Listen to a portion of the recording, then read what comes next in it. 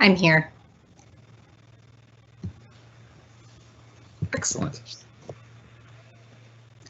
Good afternoon, everybody. My name is Dan Scripps, and I am chair of the Michigan Public Service Commission. I call this meeting of the Commission to order on November 19th, 2020 at 1:30 p.m. Madam Secretary, please call the roll. Chair Scripps.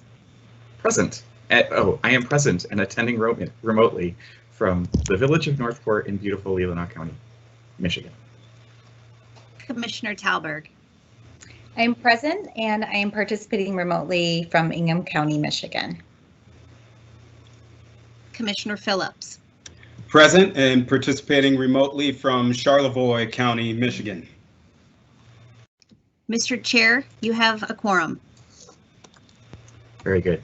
Thank you, Madam Secretary. We are holding this meeting remotely using Microsoft Live Event. It is compatible with all browsers except Safari. Telephone relay service is available through the phone option. During this meeting, we will call out participant names before speaking to support those listening only by phone or using relay service. As indicated in the notice for today's meeting, if we lose connection, the Commission will be in recess.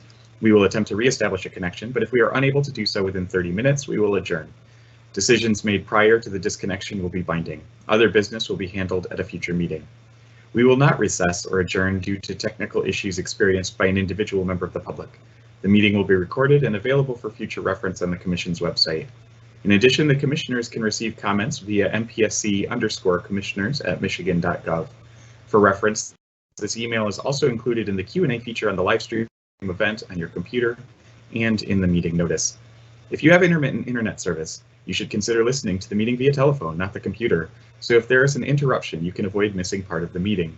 Another option is to watch the meeting through your internet service with the sound muted and then listen to the audio from your phone.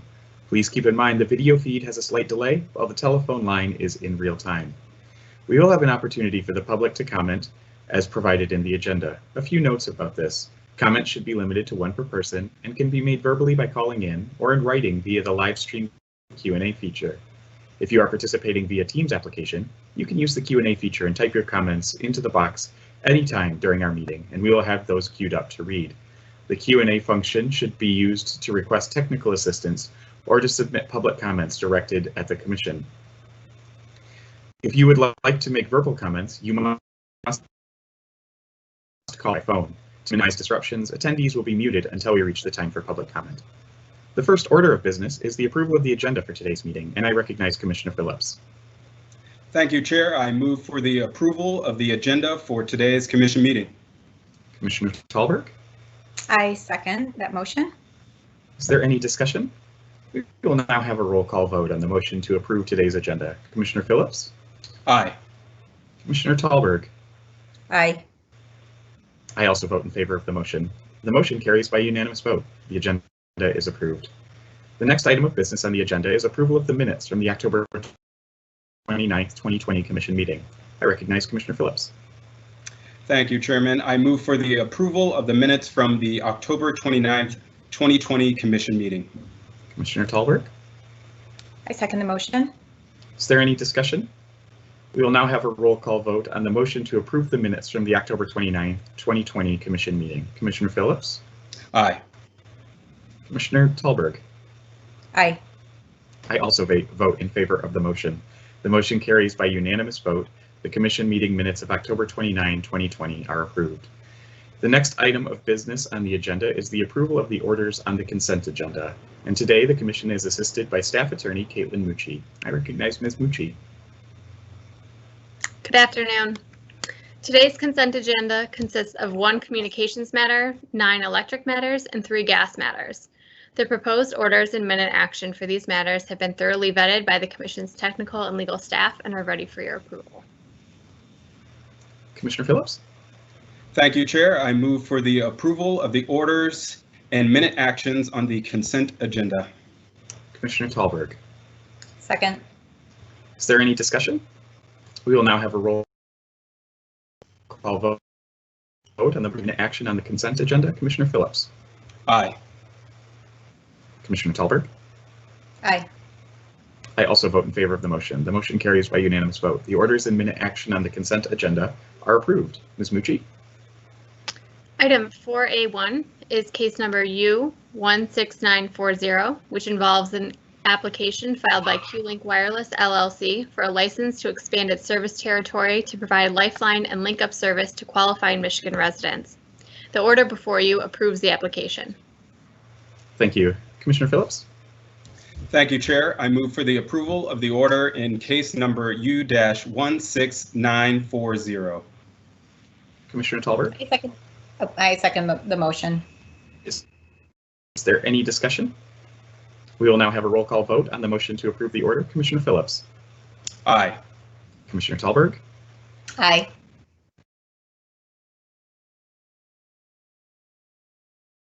I'm trying to Did we vote the lose order them? in case number U dash. Can you hear me? It's really choppy. That is not good. I can hear you okay now, Chair. I also vote in favor of the motion. The motion carries by unanimous vote. The order in case number U-16940 is approved. Please stop me if it's choppy and we'll make sure that we get everything recorded. Okay. Ms. Mucci? Item 4A2 is case number U20926, which involves an emergency rulemaking regarding the suspension of training and continuing education requirements for 911 telecommunicators due to the COVID-19 pandemic until January 2nd of 2021. The order before you approves the emergency rule and transmits the rule to Governor Gretchen Whitmer for her concurrence. Upon the governor's concurrence, the proposed emergency rule shall be transmitted to the Michigan Office of Administrative Hearings and Rules and to the Legislative Service Bureau for their approvals. Commissioner Phillips? I move for the approval of the order in case number U-20926. Commissioner Tallberg? I second the motion. Is there any discussion? I do have brief comments to make, Chair. Thank you. The emergency rule up for our consideration this afternoon is in response to frequent discussions the MPSC has had with the State 911 Committee throughout the COVID-19 pandemic, and specifically responds to a request by the State 911 Office that the Commission suspend training requirements for 911 telecommunicators and trainee telecommunicators through January 1st of 2021. Doing so would avoid placing a time-consuming and unnecessary administrative burden on state 911 centers during a global pandemic, and would also prevent up to 500 911 dispatchers from becoming undesignated between now and the end of the year. If supported by the Commission this afternoon, the emergency rule will be sent to the Governor for her signature and to the Michigan Office of Administrative Hearings and Rules and the Legislative Service Bureau for their approvals. Before we move for a vote, I just want to specifically thank Wendy Thalen and Ryan McEnany from our Telecommunications Division, Rika Hawley, our MPSC Legislative Liaison, and Ryan Wilson, Director of our Regulatory Affairs Division. The MPSC in the state of Michigan is thankful for your continued attention to detail and timeliness in assisting the Commission in responding to the State 911 Committee's concerns. And I really do thank you just for all of your hard work on this issue over the last 2 weeks in particular, but also over the last 8 months. Thank you. Thank you, Commissioner Phillips, for your leadership as well on this. Is there any additional discussion? We will now have a roll call vote on the motion to approve the order. Commissioner Phillips? Aye. Commissioner Tallberg? Aye. I also vote in favor of the motion. The motion carries by unanimous vote. The order in case number U-20926 is approved. Mrs. Mucci? Item 4B1 is case number U20652, which involves an application filed by Upper Peninsula Power Company requesting Commission approval of its voluntary green pricing program. The order before you approves the application. Commissioner? Thank you, Chair. I move for the approval of the order in case number U-20652. Commissioner Tallberg? I second the motion. Very good. Before we vote on this order and to just chance the reliability of my internet still further, I want to highlight that as we did in the previous voluntary green pricing program approvals for Alpena Power Company, Northern States Power Company, and the Upper Michigan Energy Resources Corporation, today's order approving UPCO's voluntary green pricing program continues to stress the importance of additionality. That is, the participation of customers enrolling in utility programs should ultimately lead to the development of additional renewable energy resources over and above those required by Michigan's renewable portfolio standard or included in utility integrated resource plans.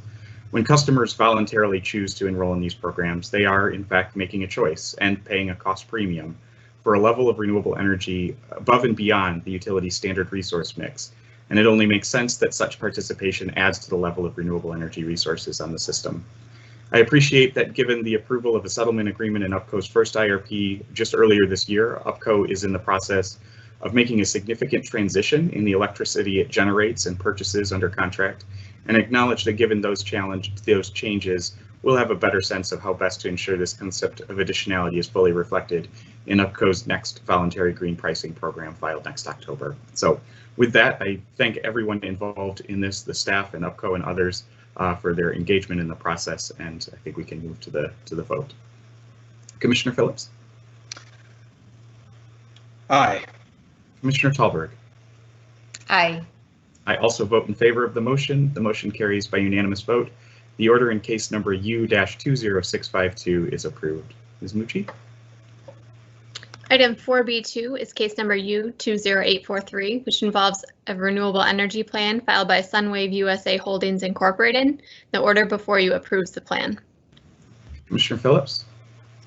Thank you, Chair. I move for the approval of the order in case number U-20843. Commissioner Tallberg? I second the motion. Is there any discussion? We will now have a roll call vote on the motion to approve the order. Commissioner Phillips? Aye.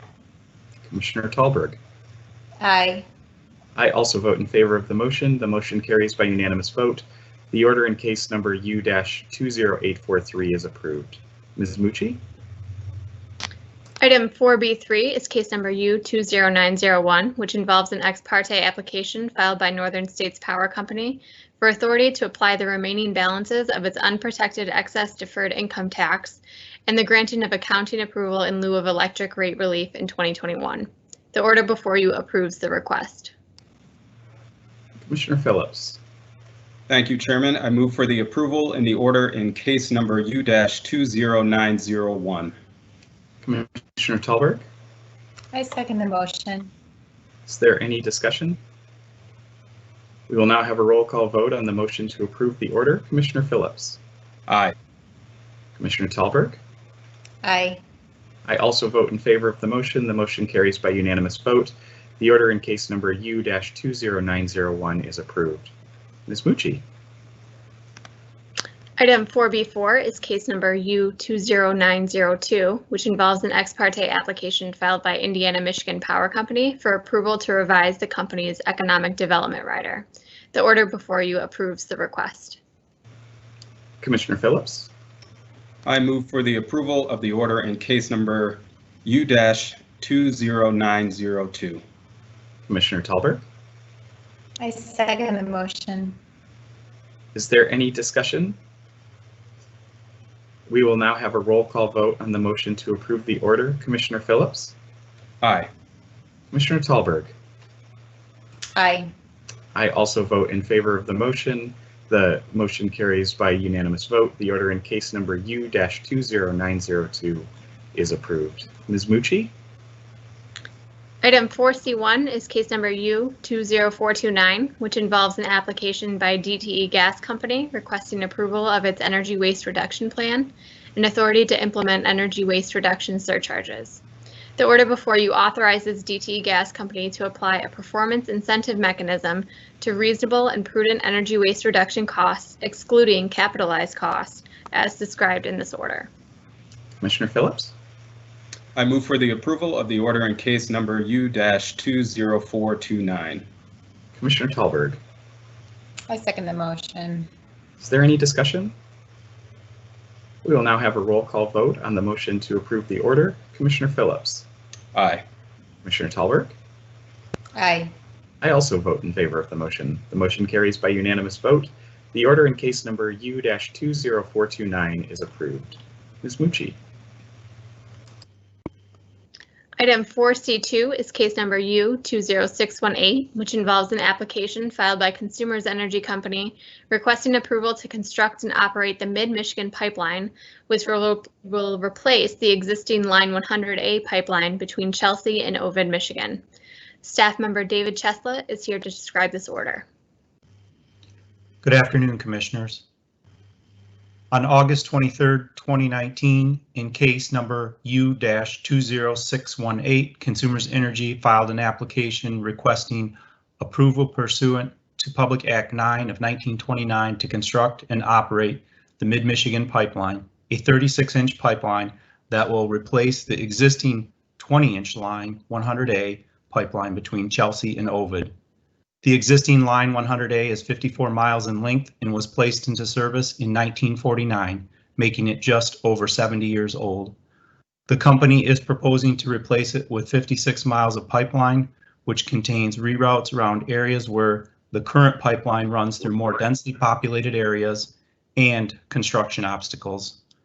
The application also requested approval of a determination that the Mid-Michigan Pipeline, when constructed and operated, will serve the convenience and necessity of the public. The cost of the pipeline is expected to be approximately $550 million. However, the cost recovery is not requested in this case, and Consumers Energy will seek recovery in a future case. The increased diameter of the pipeline will mitigate a bottleneck in which significant pressure drops occur, affecting capacity when natural gas flows to markets it serves along Line 100A and as it flows to other parts of Consumers' gas system, including storage. The increased diameter will provide a more resilient and flexible system capable of supporting continued increases in system outage required by regulatory requirements and other operational maintenance needs, reducing risk to customer demand and supply. Interventions were filed by the Association of Businesses Advocating Tariff Equity, ABATE, and landowners Robert and Ruth Hummel and Michael Wyszkowski. Commission staff also participated in the proceeding. Moon Lake Estates was granted permissive intervention later in the case. None of the parties disputed over the need to replace the current Line 100A or the plan to increase the diameter. The landowners in the case challenged the pipeline route running through their properties and provided alternative routes for the pipeline around their properties. ABATE requested the commission impose a cost cap on the project of $473 million. The staff found that Consumers Energy's application to be reasonable and prudent, but recommended Consumers Energy take additional measures on a case-by-case basis to address landowner concerns and limit effect to their properties, and also a series of other recommendations related to pipe material and construction. Staff also took the position that the company should not be permitted to collect the remaining undepreciated plant for the abandoned facilities when they are no longer in service. The Administrative Law Judge, ALJ, recommended the commission deny Consumers' application as premature and encouraged the company to refile another application after consideration of alternatives to the proposed route across the landowner's properties. The ALJ recommended the commission not adopt a cost cap or address the reasonableness or prudence of prior capital investments in the current Line 100A in this case. In the order before you, the commission agrees with the staff that the determination regarding the recovery of the remaining undepreciated plant balance should be decided in Consumers Energy's rate case following the completion of the Mid-Michigan Pipeline. The order also declines to approve a cap on the capital cost for the pipeline project, finding the construction and contingency costs will be evaluated for reasonableness and prudence in a subsequent rate case. Acknowledging the concerns raised by the Administrative Law Judge, the order approves Consumers Energy's proposed route with the condition that the company shall work with affected landowners to implement additional measures to mitigate on a case-by-case basis the impact of the pipeline project to their properties. The Commission directs consumers to work with parties to ensure that the construction of the project does not impair the Hummel's Quiet Cove Park's existing septic system, does not traverse the reverse septic area, and that consumers has the ability to comply with all setbacks and zoning requirements. The Commission also expects the parties to work together to amicably determine the route of the pipeline and the placement of valve sites without additional intervention by the Commission. The Commission finds that Consumers Energy shall limit any changes in construction location to minor deviations as defined by the staff. Consumers Energy shall provide the staff with reports detailing the progress of its meetings with affected landowners. Lastly, in future Act 9 proceedings, the Commission encourages the utility to explore and exhaust all alternative routes prior to requesting Commission approval of the proposed pipeline to mitigate and assuage landowner concerns and to avoid prolonged Act 9 proceedings. Thank you. Thank you, Mr. Chesla. I appreciate all the work that you and your team have put into this. Commissioner Phillips. Thank you, Chair. I move for the approval of the order in case number U-20618. Commissioner Tallberg. I second the motion. Is there any discussion? Mr. Chair, I do have just one brief comment, and I will make this very short. As expressed in our order and by the staff this afternoon, I would urge the company to work with affected property owners, in this case, to mitigate the potential physical or economic impacts of the project. And going forward, would just strongly encourage that the company seek and exhaust all alternative routes prior to pursuing the enhanced resilience and reliability of the state's natural gas system through the submittal of any subsequent Act 9 applications. Thank you, Chair. Thank you, Commissioner Phillips. I also have a few notes before we move to a vote. Today's approval gives a green light to a much needed improvement to Michigan's energy infrastructure, addressing corrosion and safety concerns on a 56-mile stretch of the 100A pipeline that is, as Mr. Chesla noted, now more than 70 years old. It also adds needed upgrades to redundancy to the system to ensure reliability, flexibility, and resilience into the future, addressing some of the critical concerns coming out of the 2019 polar vortex as captured in the Commission's statewide energy assessment. While the landowner concerns in this case are important, I think the resolution in today's order, as noted by Commissioner Phillips and Mr. Chesla, allowing the pipeline replacement to move forward while directing customers or consumers to work with affected landowners to resolve issues on a case-by-case basis, and allowing for minor changes in the pipeline route that do not impact other landowners is the right one. And it is my hope that these issues can be resolved to the satisfaction of all involved. Finally, it is important to note that this proceeding, as noted by Mr. Chesla, and the order in this case does not pre-approve costs, make any determinations on whether the projected costs are reasonable and prudent, make a determination on undepreciated amounts for the plant and service, or impose a cost cap for construction.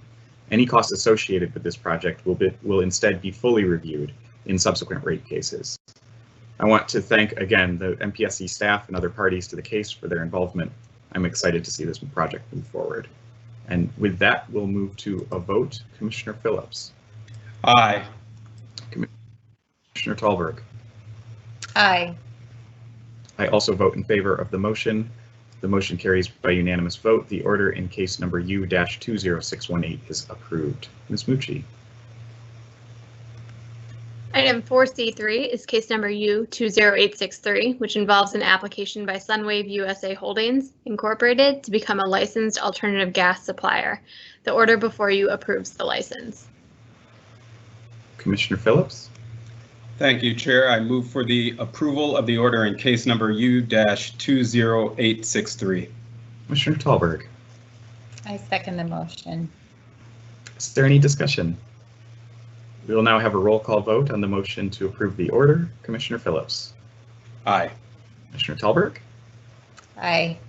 I also vote in favor of the motion.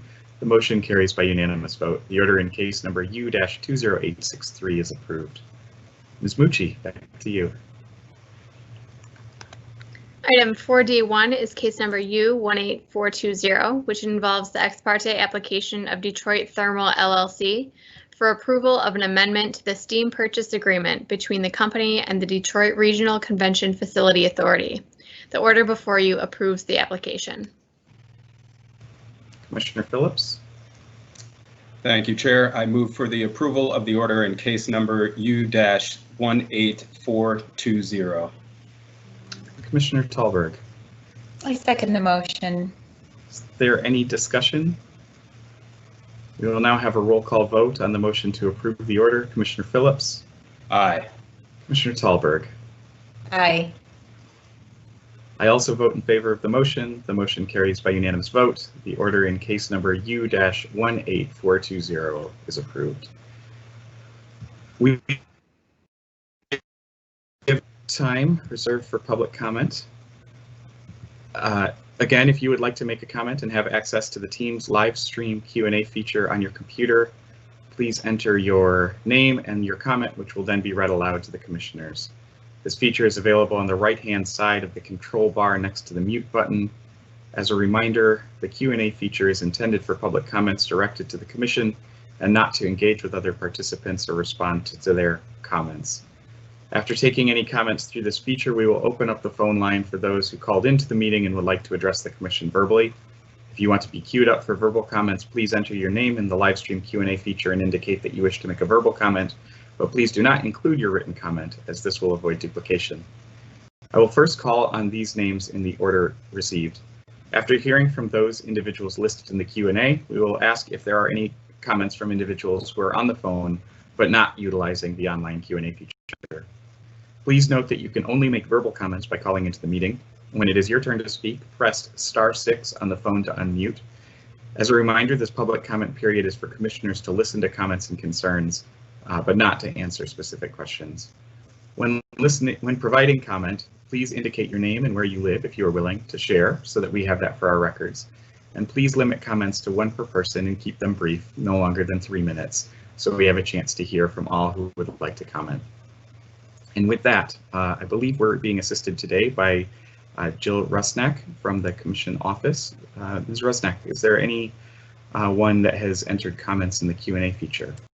Commissioners, as of right now, the only comment in the chat is from Mr. Kopel, and he has indicated he would like to comment by phone. Excellent. With that, Mr. Kopel, if you're able to press *6 to unmute yourself, we'd like to hear what you have to say.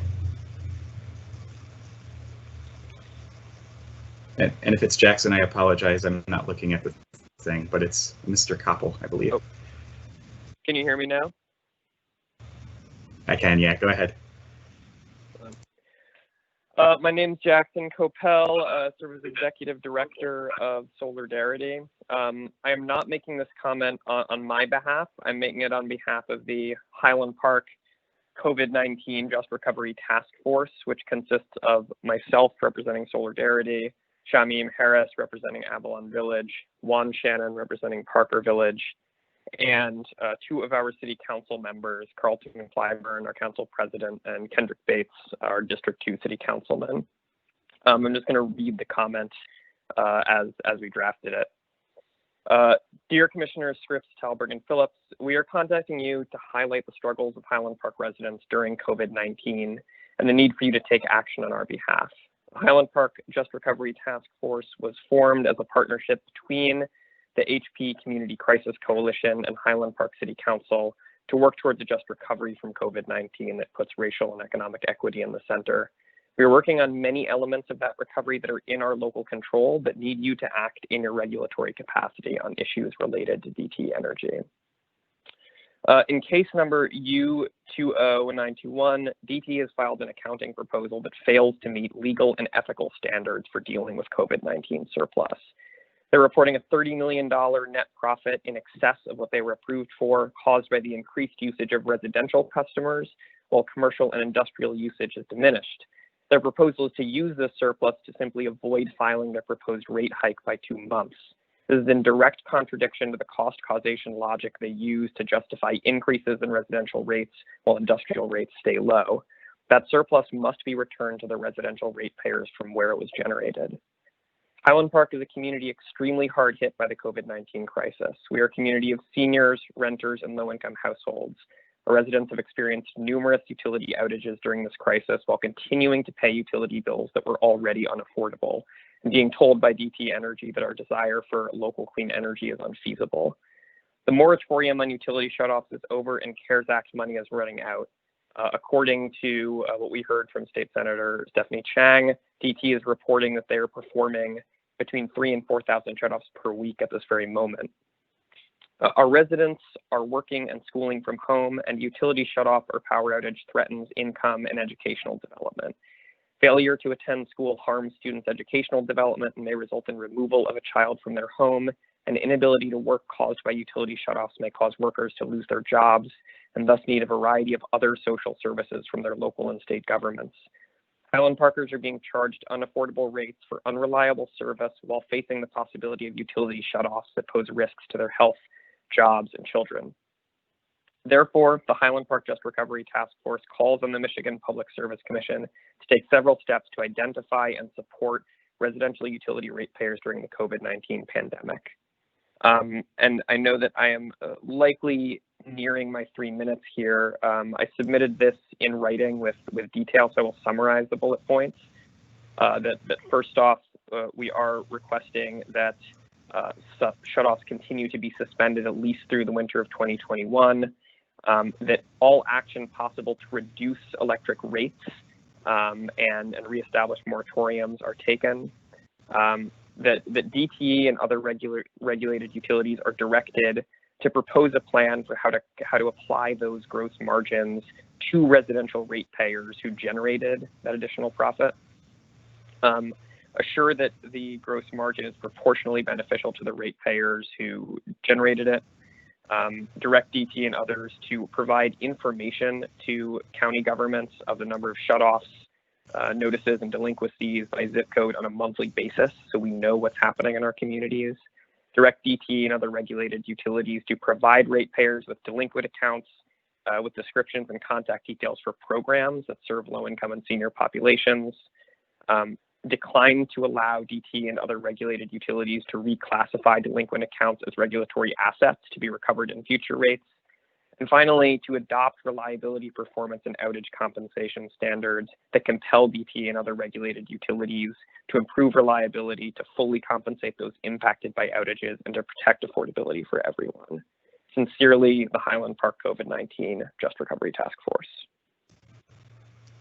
Thank you, Mr. Coppell, and apologies for butchering your name at the beginning. Appreciate the comments on behalf of the Highland Park COVID-19 Just Recovery Task Force.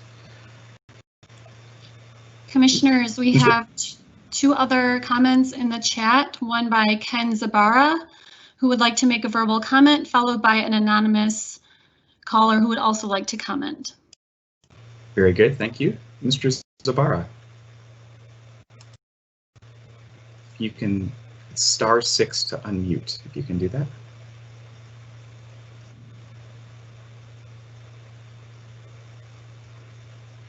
Okay. How's Okay, that? I can hear you now. Yes, good. All right. So good afternoon. My name is Ken Zabara with Harvest Solar. I've been in the solar industry for more than 8 years. Regarding the Consumers Energy DG tariff, I understand that the administrative law judge recommended a value of solar study, and I wanted to strongly encourage you to do so in order to have a fair value for solar energy to residents, farmers, and businesses that wish to generate some of their own energy. These values must be properly calculated and is far from a matter of just avoided costs. If this study is performed, I hope and ask that you please make sure to consider the real variables and benefits to the grid, and please don't allow yourselves to get bullied by any one-sided and manipulated calculations from the utilities. And when excess energy from my solar array at my house, for instance, leaves my house and travels onto the primary distribution system, that energy then goes to my neighbors, but that neighbor is required to pay for that kilowatt hour at the same rate as if it were generated and distributed by the utility. The utility, frankly, should be happy to credit me for this energy at a rate far higher than an avoided cost rate, because they get to sell that same kilowatt hour at retail rate without having to generate or distribute it. The utilities do not want this, in my opinion, because they would not own the generation equipment. Ownership of the generation should not be taken into account in an outflow rate because it is irrelevant.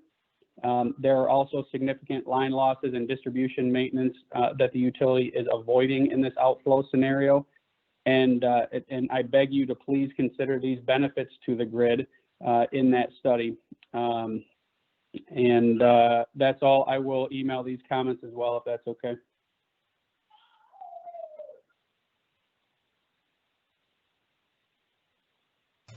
I appreciate that. Thank you, Mr. Zabera. Sorry, I was on mute. The curse of the working remotely. I believe that we had another anonymous caller who wanted to make a verbal comment, and to that individual, if you could unmute your phone, *6, we'd like to hear from you.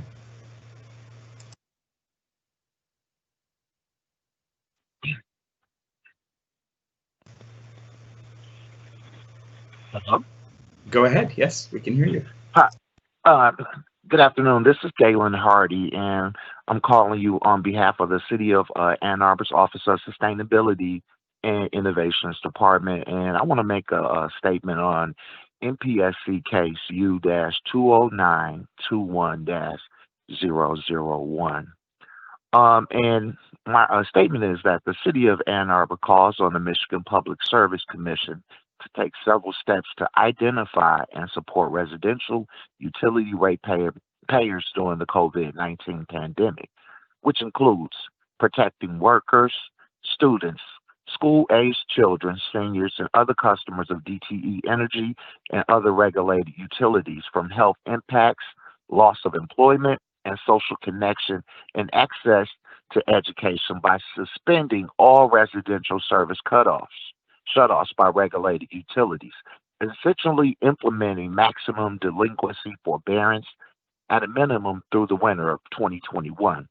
We feel that reducing residential electric and gas rates and taking all other available actions to minimize shutoffs and the number of delinquent accounts that may otherwise receive shutoff notices when the winter shutoff moratorium for seniors ends on April 1st, 2021.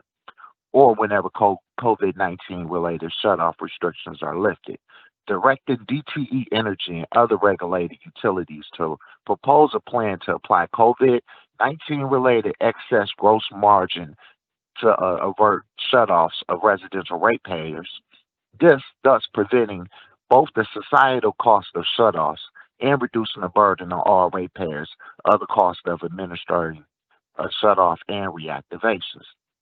Ensuring that refunds of the $30 million gross margin are proportionally beneficial to each rate class's original contribution to the margin, with a focus in the residential class of ensuring access to energy for all low income and senior populations. We would like for you to direct DTE Energy and other regulated utilities to notify local governments of the number of shutoff notices and delinquencies by zip code on a monthly basis starting immediately. By directing DTE Energy and other regulated utilities to provide ratepayers with delinquent accounts, descriptions, and contact details for programs that serve low-income veterans and senior populations. Declining to permit DTE Energy and other regulated utilities to reclassify delinquent accounts as regulatory assets to be recovered in future rates. And we would also like for you to postpone any rate increase discussions until after the COVID-19 pandemic has subsided, and we'll also submit these comments in writing. Hello.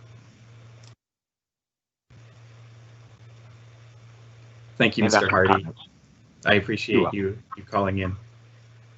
Thank you. Ms. Rusnak, do we have any others that have indicated an interest in speaking through the chat feature? There are no other comments through the Q&A chat feature at this time. Okay, thank you. Are there others on the phone who have not indicated an interest in speaking through the Q&A chat feature but are interested in speaking? And you can do so by pressing *6 to unmute your phone. And if we can try and take these in the order that I hear you speak up. Yes, my name is Michelle Jones. I am a resident of Highland Park. I have only been in Highland Park now for a year. Within that time span, I have experienced 3 outages due to the weather interfering with the infrastructure, which is so very old that the least breeze causes it to shut down. The major outage that I experienced was 3 days, which meant a loss of food. My daughter and I live together, and she has a 4-year-old granddaughter. This past outage last week occurred at nighttime. So therefore, we had to leave the house because there was no lights. There was no way for me to complete cooking my meal, which meant I had to take my food somewhere else and cook it. But in the meantime, DTE continues to charge us the same rate with no consideration for the fact that we had no power. So I am asking that the MPSC support the CUB proposal for $2 an hour compensation for utility outages, no rate hikes unless DTE actually improves reliability, and that should be considered a baseline that is increased based on research into the true cost of outages on low-income frontline customers. Thank you so much. Thank you, Ms. Jones. Appreciate your comments. Are there others on the phone who would like to speak?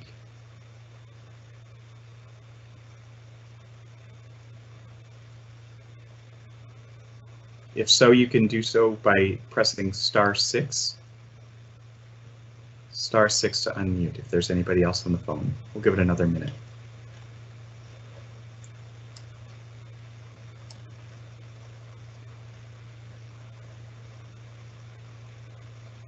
And one more time, last call for anybody on the phone who wants to make public comment. *6 to unmute.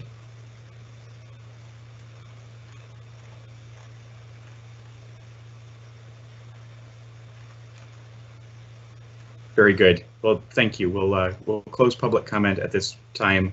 Again, as noted in the introductory and also on our comments and here on your screen, you can continue to make public comments at any time by mail or by email to mpscedockets@michigan.gov. Encourage you to highlight the case number if you know it, so that it can be lodged in that case record. And appreciate those who have called in today to make their voices heard. I have a few announcements before we conclude today's meeting. The first is that this week is Utility Scams Awareness Week, and we are joining with Attorney General Dana Nessel and with utilities, government agencies, and other advocates across the country and working to educate the public about common tactics that swindlers posing as utility companies use to defraud people of money. Utility Scam Awareness Week happens every year at this time and is sponsored by the Utilities United Against Scams, an organization of U.S. and Canadian utilities and trade organizations formed to help combat fraud and inform and protect customers. Here at the Public Service Commission, we typically see a rise in complaints this time of year from Michiganders on the receiving end of calls in which scammers threaten to shut off service if customers don't take immediate actions that can include making payments by gift card, Bitcoin, or other forms of payment. The increase in complaints also includes instances where callers manipulate caller ID to make it appear as if a utility company is making the call, commonly referred to as caller ID spoofing. So today, and indeed all week and every week, we're urging customers to be mindful about providing their account numbers or personal information such as name, address, date of birth, or social security number. Utility customers who have been mistakenly provided bank account information to someone who they suspect might have been an imposter should call their bank and their local police department. They can also file a complaint with the Attorney General's Consumer Protection Division, and that's www.michigan.gov/AG complaints, www.michigan.gov/AG complaints, or call the Federal Trade Commission at 877-382-4357. Again, 877-382-4357. Secondly, as some of the callers noted, it's clear that with COVID cases in Michigan and across the country, moving in the wrong direction. We continue to be very mindful of the consumer impacts of this pandemic. I think the recent news involving successful progress in the development of an effective coronavirus vaccine may offer a light at the end of the tunnel, but the reality is that the next several months may be among the most difficult of this pandemic. And so I want to remind everyone that help in the form of assistance programs and flexible payment options continues to be available for those struggling. Those seeking help should contact their utility provider and can also dial 211 or visit mi211.org to be connected with assistance programs. Commissioner Tallberg or Commissioner Phillips, do you have any announcements this afternoon? I have no further announcements this afternoon, Chair. Thank you. And neither do I, thank you. Very good. Well, with that, that concludes today's meeting. The next regular commission meeting is scheduled for Wednesday, December 9, 2020 at 1:30 p.m. It will, like this one, be conducted electronically via telephonic and video conferencing with the commissioners attending remotely. And with that, Commissioner Phillips, is there a motion to adjourn? Thank you, Chair. I just wanted to thank all those who provided public comment this afternoon, and I move to adjourn today's meeting. Commissioner Tallberg. I second the motion. We will now have our regular roll call vote on the motion to adjourn the meeting. My favorite one. Commissioner Phillips. Aye. Commissioner Tallberg. Aye. I also vote in favor of the motion. The motion carries by unanimous vote. The meeting is adjourned. Thanks, everybody. Be well. Thanks.